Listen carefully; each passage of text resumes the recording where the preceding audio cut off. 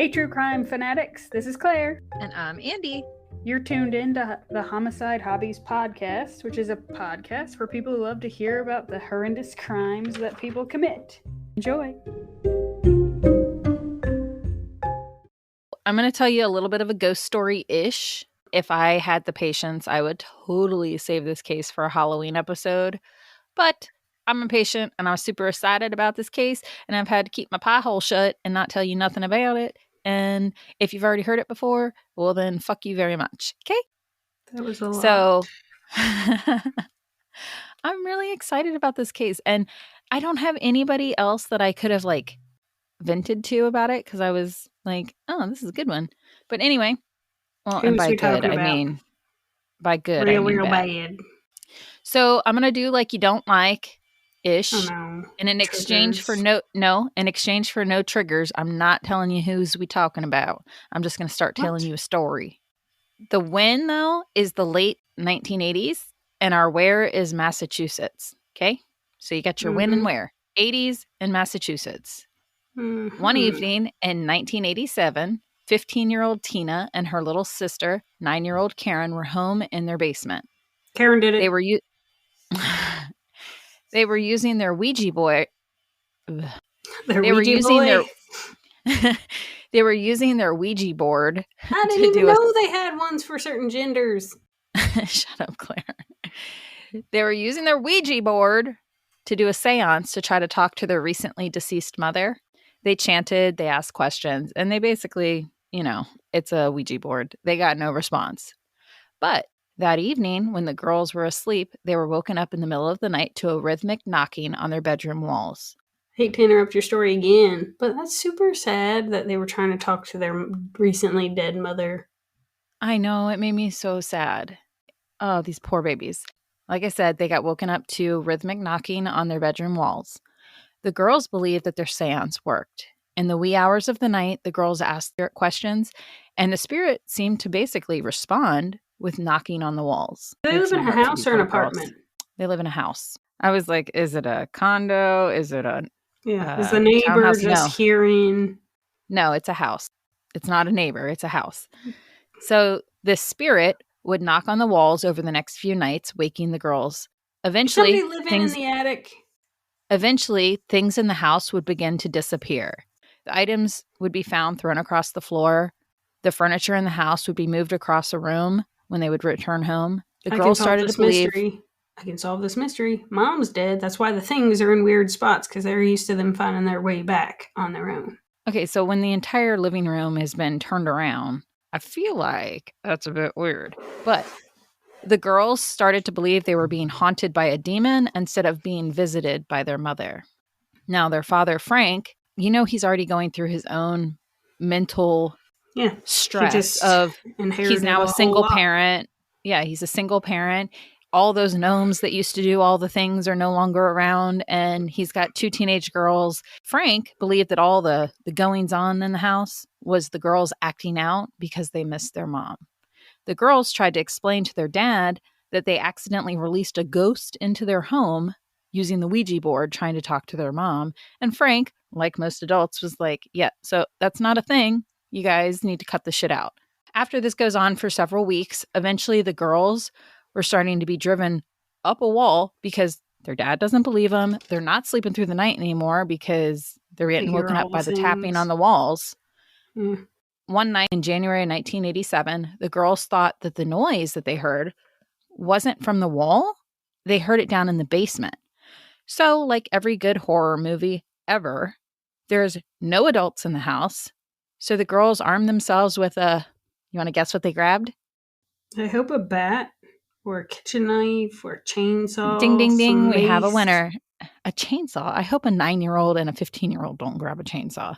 Well, I hope that they don't get murdered. How about that, if we're hoping things?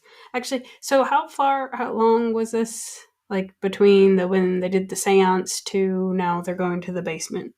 It's been a couple weeks. And I assume the knocking they heard is somebody banging on a pipe? Oh my God, is their mom not dead? He has her in the basement all along? No, mom's dead. Mom is dead. And it's knocking on the drywall. It's not pipes. They said they heard the knocking coming from the basement. So now they hear knocking noises down in the basement, and the girls, you were right, they grab a kitchen knife. They go, that they're like all hunched together, going down the stairs, slow, scared. And Holding as they one creep, knife. yeah, right, they creep down into that scary basement where they heard the noise. And to their horror, they find scrawled across the walls in blood red, "I'm in your room. Come and find me." Sure wouldn't. Terrified, Terrified, the girls take the fuck off and go to the neighbor's house and wait for their dad to get home. Frank was furious and decided the girls needed to start seeing a counselor to help them with their grief from losing their Well, mother. he didn't even check out the wall, or was it He disappeared? did. He did. He thinks that the girls did it, that it's just attention seeking. Hmm. So they start therapy. Everything seems to calm down. The knocking kind of goes away. But eventually, a couple weeks later, the knocking begins again, only this time coming from behind the wall in Tina's bedroom. Again, the girls go to investigate. So they go into Tina's bedroom and they find scrawled across the wall in Tina's room in blood red again, "I'm back. Find me if you can." Again, the girls freak the fuck out and go running to the neighbors. They call their father. Frank comes home, again, furious, accusing the girls of all this chaos. I guess he worked like night shift or something, but the neighbor had come over. He saw the writing on the wall, or she, I don't know whether the neighbor was male or female. The neighbor tells Frank, "Okay, so there is writing on the wall. They seem really scared. They can just stay here till you get here." Frank comes home, goes over to the house, but this time, when Frank goes inside, the house was destroyed. Furniture flipped over. When the neighbor was in there, it wasn't like that. And the neighbor and the girls were over at the neighbor's house, which means someone had been in the house. Frank continues to investigate, and there's an additional message painted on Tina's wall that said, "Marry me." So Um, at this point, Frank finally believes his daughters that something creepy is going on, which at this point, I have to say he's lucky that nothing has happened to them yet. You know what I mean? It's mhm. been several weeks of this shit. So now that Frank finally believes his daughters, he turns around and he's stunned to see a young boy who stood dressed in the clothing of Frank's dead wife, wearing her makeup, a dress, and a Um, blonde wig. And in his other hand, and in one of his hands, he has a hatchet. A scuffle ensues. Frank's mind was blown, or when this boy seemingly disappeared into thin air. Frank's like, "What the hell just happened?" Frank calls police. Police come out and start investigating. They determine that the messages on the wall were in ketchup and mayonnaise, ew. which I feel like you would have smelled that. But Well, I I feel get as like I've never seen ketchup be blood red either. I think mixed with mayonnaise to make it last It'd be longer, lighten. pink. I don't know.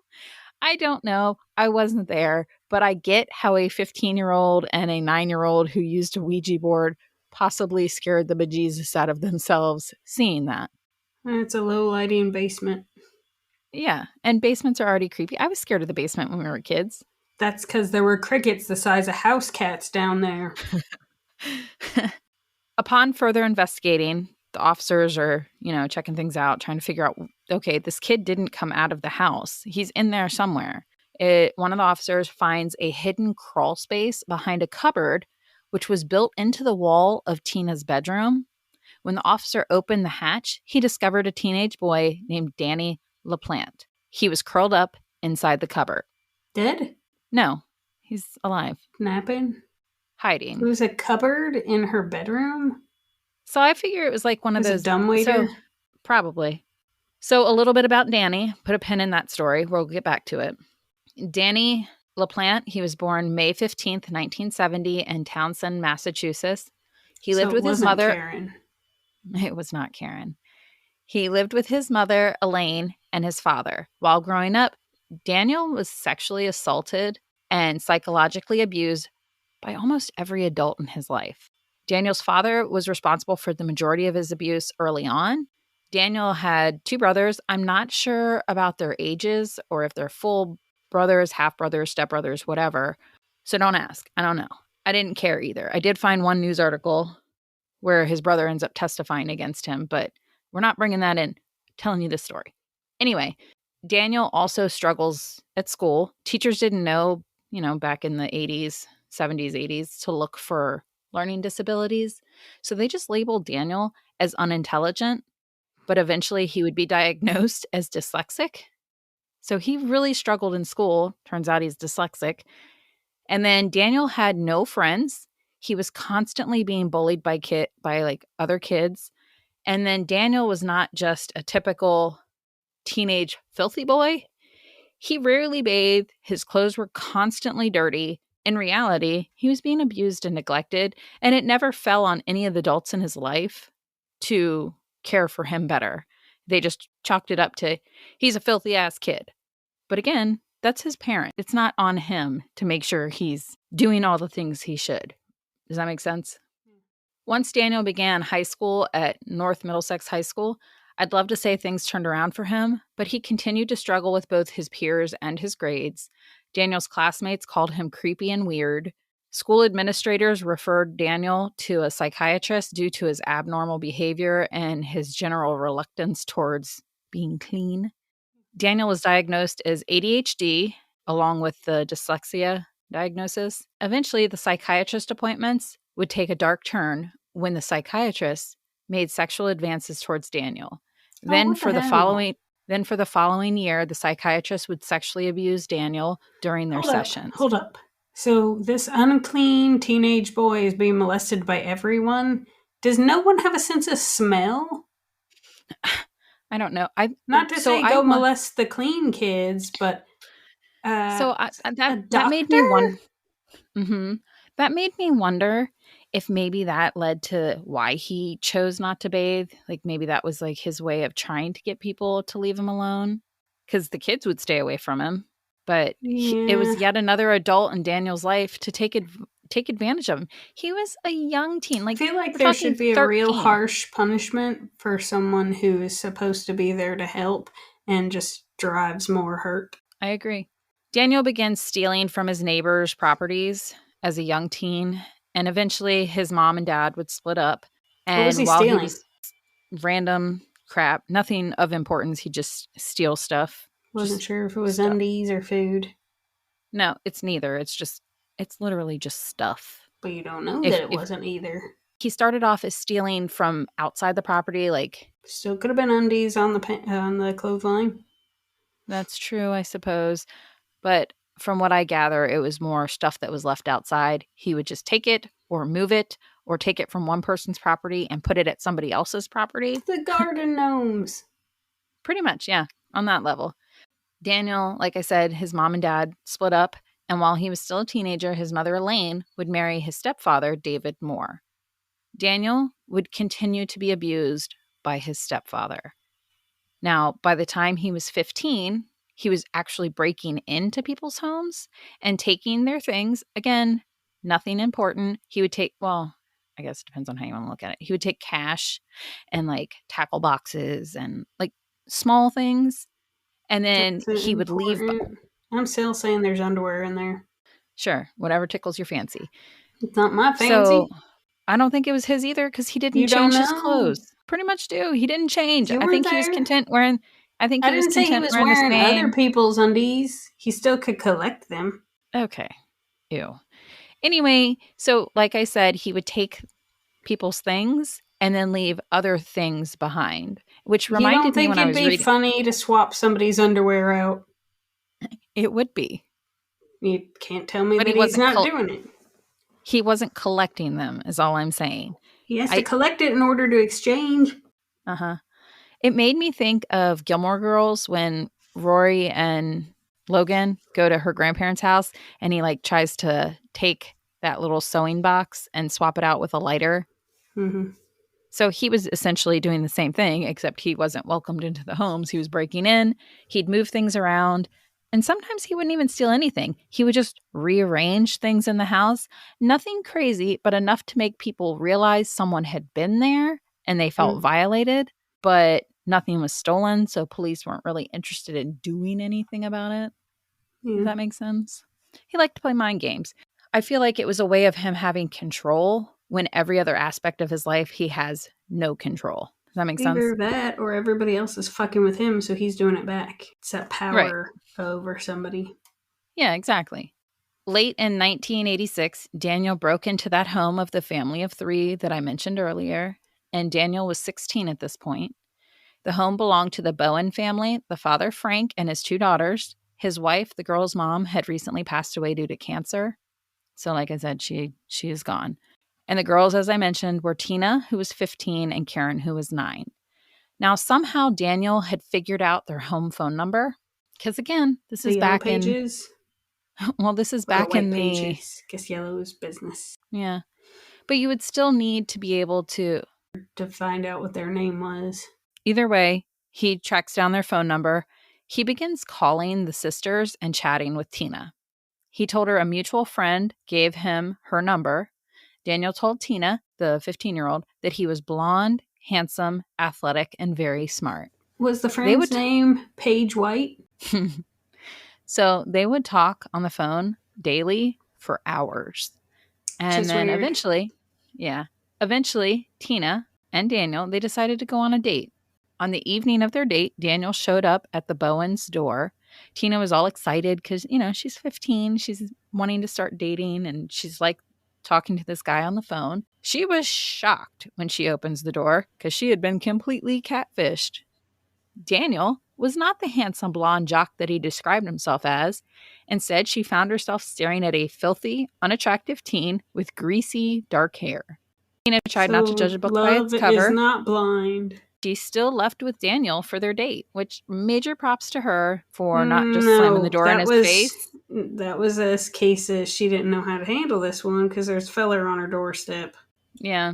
Where is Dad in all this? He could have totally been like, yeah, no. I don't know. I feel like Frank was dealing... I don't know how far into this was his wife passing, but I feel like his brain was not all there. Nor his sense of smell.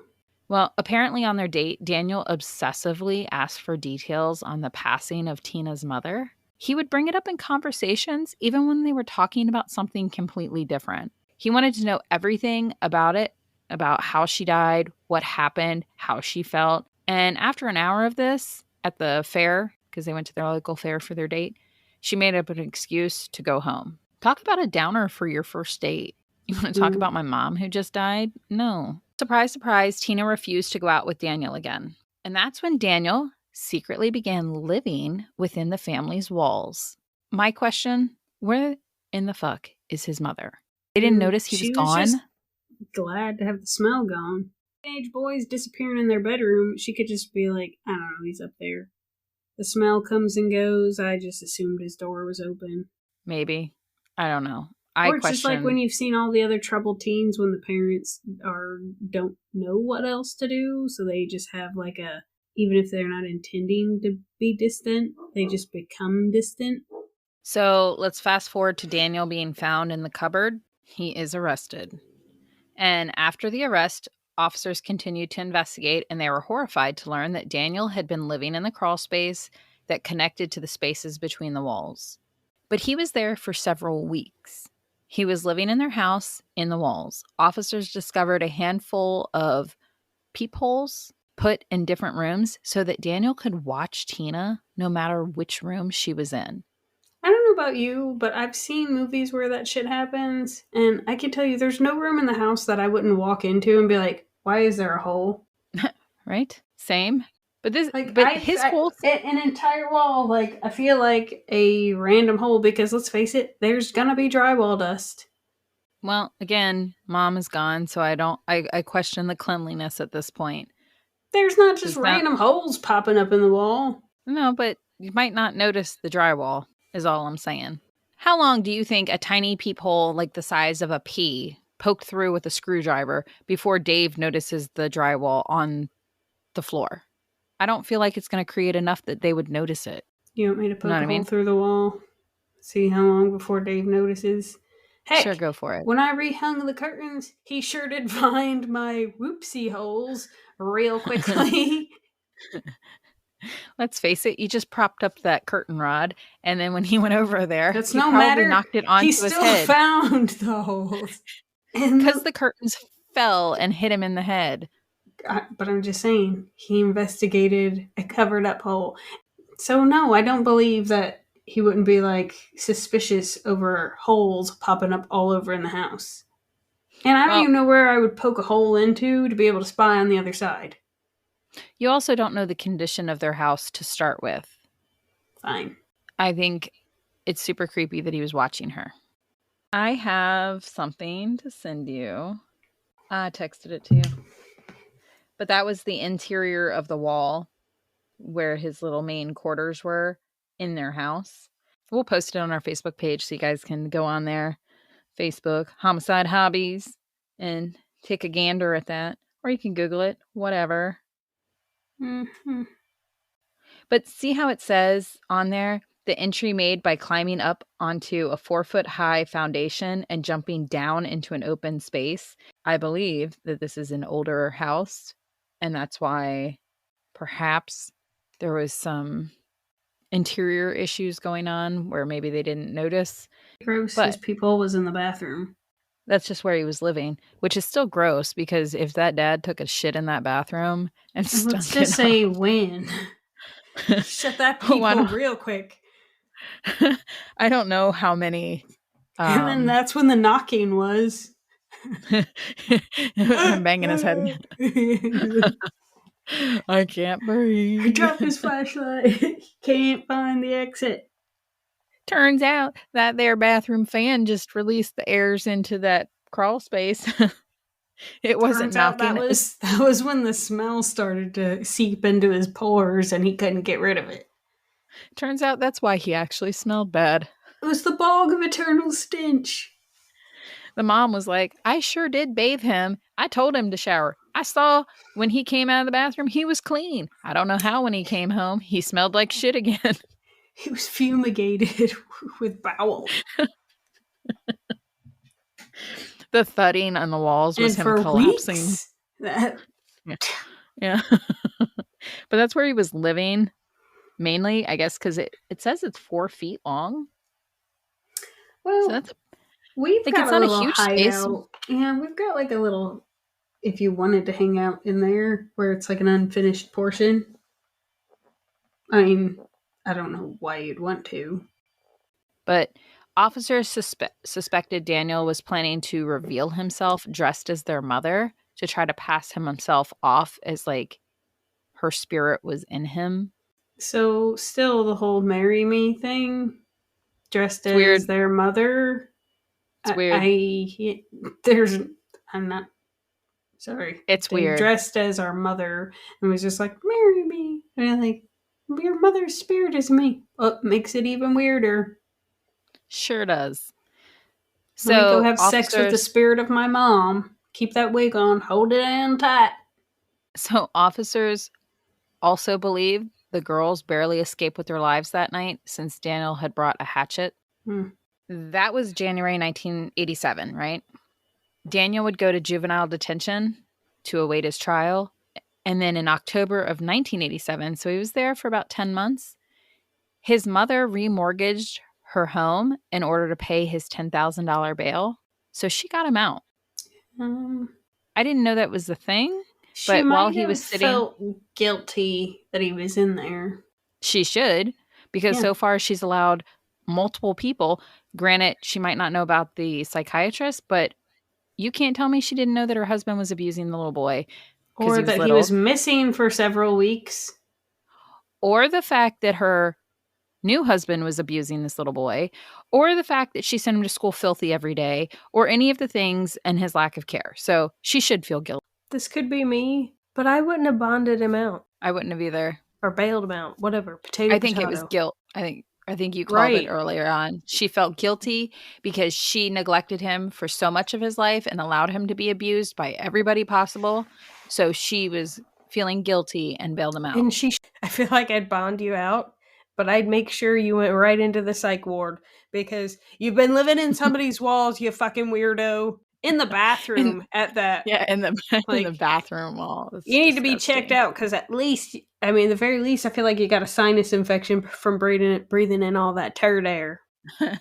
Not the drywall or insulation, but the turd Which air. I realize you don't need to be in a psych ward to be treated for a sinus infection, but I feel like if you're living in somebody's walls, there sure as shit needs to be somebody looking into your melon. Yeah. It ain't All right. normal. Even if teenage boys are allowed to be excused for their peeping Tom ways, living in the house, in the walls, peeping, not normal. Not okay. Also Definitely being disappeared for a few weeks. Not okay. Well, that's why. Where are your children at? You know what? That is why that became a thing. Yeah, Too that many was kids. why, yeah, there were so many commercials in the 90s of, it's 4 o'clock. Do you know where your children are? It's 10 o'clock. This is just another reminder. You have children. Do you know where they are? Because some of you fuckers don't. We're looking at you. But I'm just telling you, he sat there for about 10 months. After being released, Daniel almost immediately went back to his life of burglary. During one of his robberies, he stole 2 handguns from a neighbor's house, so he's escalating at this point. If you haven't noticed with these cases, and I'm sorry if it drives people crazy, I am obsessed with timelines. So he got out in October, December 1st, same year. So not very long after, he entered the home of 33-year-old Priscilla Gustafsson. Her home was a half mile from Daniel's family's home. Priscilla was pregnant, and she had 2 young children. She had Abigail, who was 7, and William, who was 5. Priscilla was a preschool teacher, and when her husband came home from work, he would never have imagined the scene that he would walk into. He found his pregnant wife face down on their bed, blood splattered everywhere. Andrew immediately called police, and while speaking with the police, he found both of his children had been murdered also. 5-year-old William was drowned in the upstairs bathtub, and Abigail was drowned in the downstairs tub. Daniel had raped Priscilla and then shot her multiple times at point-blank range. It did not take long for police to connect the murders to Daniel. But Daniel, when they were checking out the scene, they did find a pillowcase out in the back behind the house, and they found stuff, their dogs, canines, and it led them back to the half mile away to Daniel's home. They followed his scent.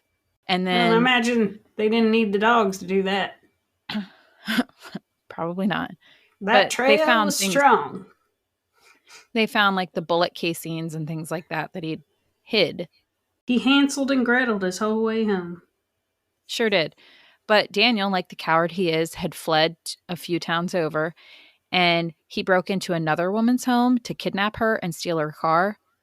But luckily, that woman escaped. Someone else recognized Daniel from his picture on the news, and on December 3rd, 1987, police find Daniel, so it had been 48 hours later, he was hiding in a dumpster. Thanks to him being thanks to him being a filthy fucker, they find evidence of, they find Abigail's hair in his sock.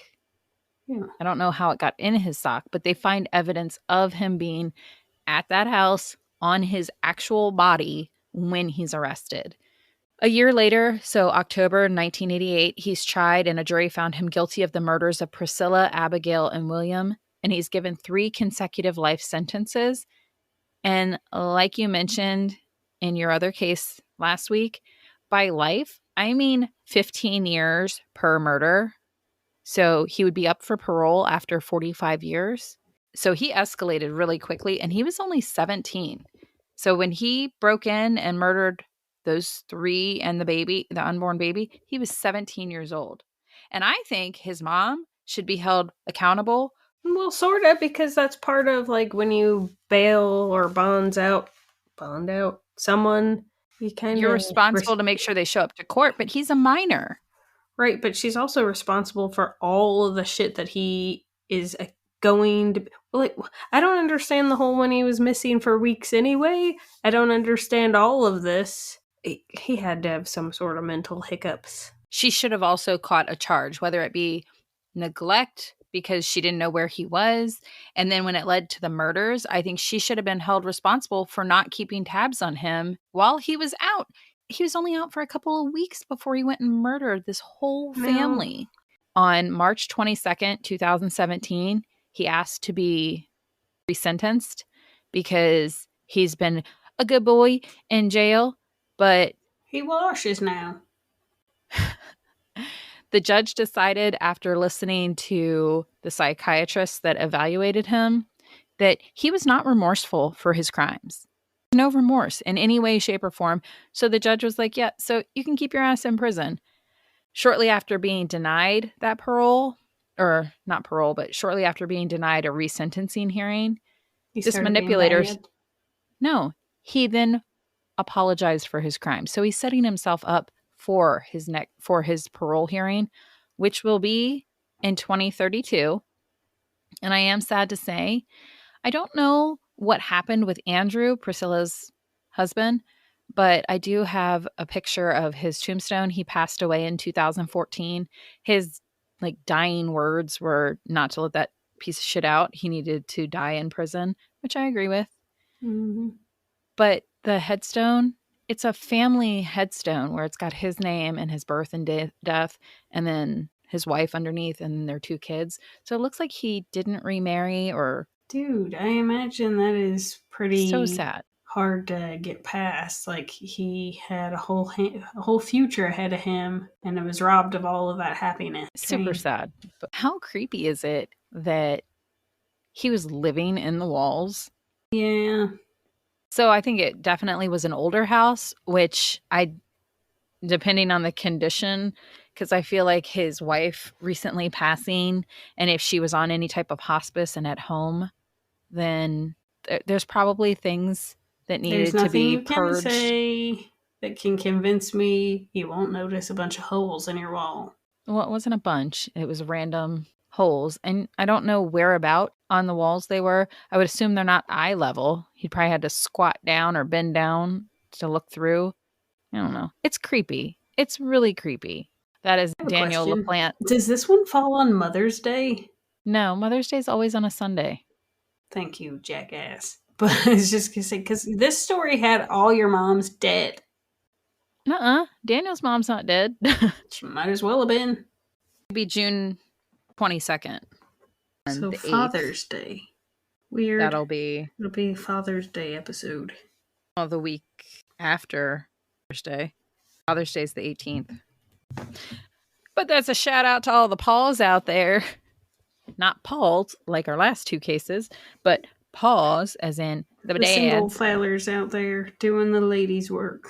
Or not. Trust your children when they say something creepy's going on. Maybe investigate and check for peepholes. Yeah, some dirty perverts out there. And maybe just for everybody who has a dumbwaiter and they're not using it, maybe just latch that shit. Just lock it. Yeah. And if there's a smell developing, you know you saved your family. That's messed up. What's messed up is there shouldn't be anyone living in it. There definitely shouldn't. It's called consequences. Fuck around and find out. But I found it super creepy. And I think this would have been a good Halloween one, because the idea of somebody living in your walls, it's going to make you think twice the next time you wake up and hear a tapping or some kind of noise in the house. I think we've discussed my earplugs and noise machine, so... Well, then it'll make Dave think twice the next time he hears a noise in the house. Or sees a hole in the wall. Thank you for listening to Homicide Hobbies. I'm Claire. I'm Andy. Follow us each week to get your fix of the atrocities that occur in true crime. And don't forget to tell people about us and rate us if you like us. But don't rate us if you didn't. Just change the channel.